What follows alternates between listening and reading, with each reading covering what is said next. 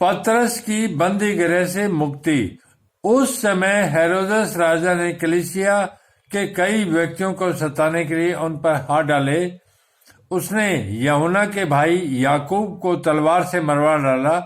जब उसने देखा कि यहूदी लोग इससे आनंदित होते हैं तो उसने पतरस को भी पकड़ लिया। वे दिन अख़मीरी रोटी के दिन थे। उसने उसे पकड़ के बंदी गृह में डाला और 4-4 सिपाहियों के 4 पैरों में रखा, इस विचार से कि फसह के बाद उसे लोगों के सामने लाए।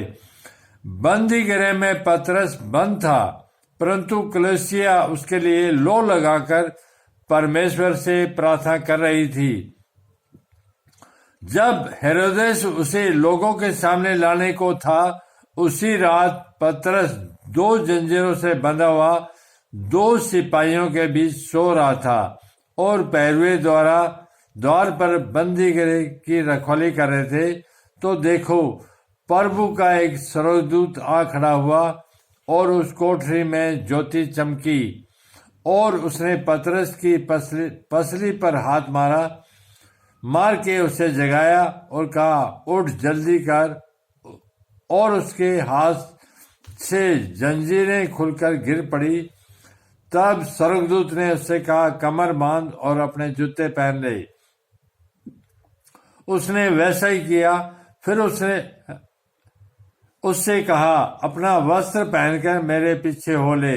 वह निकलकर उसके पीछे हो लिया, परंतु वह नहीं जानता था कि जो कुछ स्वर्गदूत कह रहा है वह सच है, वरन यह समझा कि मैं दर्शन देख रहा हूं।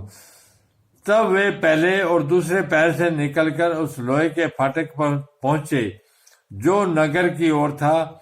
वह उनके लिए आप से ही आप खुल गया और वे निकलकर एक ही गली में होकर गए और तुरंत ही स्वर्गदूत उसे छोड़कर चला गया। तब पतरस ने सचेत होकर कहा, अब मैं सच जान गया कि प्रभु ने अपने स्वर्गदूत भेजकर मुझे हेरोदेस के हाथ से छुड़ा लिया और यहूदियों की सारी आशा तोड़ दी है। यह जानकर वह उस यूहन्ना की माता मरियम के घर आया जो मरकुस कहलाता है। वहां बहुत से लोग इकट्ठे होकर प्रार्थना कर रहे थे। जब उसने फाटक की खिड़की खटखटाई तो रुदे नामक एक दासी देखने को आई। पतरस का शब्द पहचान कर उसने आनंद के मारे फाटक न खोला, परंतु दौड़कर भीतर गई और बताया कि पतरस द्वार पर खड़ा है। उन्होंने उससे कहा, तू पागल है, परंतु वह दृढ़ता से बोली कि ऐसा ही है।